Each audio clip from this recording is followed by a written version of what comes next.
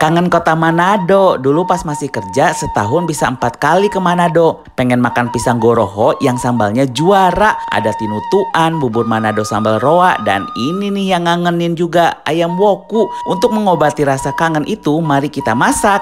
Semoga rasanya sama ya. Widih, food chopper CH100 dari Mito Chiba ini emang bisa diandalkan ya. Bumbunya memang dibikin kasar aja seperti ini. Karena kita masak banyak hari ini, kita pakai Platinum Pressure Wok dari stand cookware supaya ayamnya cepat empuk memakai pressure wok ini. Tumis bumbu kasar hingga wangi, tambahkan tomat, serai, daun pandan, daun kunyit, daun jeruk, gula galek, kemudian tambahkan ayam. Untuk bumbunya sendiri ada gula putih, garam, kaldu bubuk, dan perasan lemon. Gula galek sebentar, kemudian tambahkan air sumur dan tutup, diamkan sampai matang dan empuk. Sudah mateng nih, jangan lupa tambahkan kemangi dan daun bawang. Kalian bisa tunggu sampai kuahnya menyusut atau berkuah. Duh, ini rasanya pedas, sedikit asam dan berempah. Ngiler lagi ya Allah, kalian wajib coba.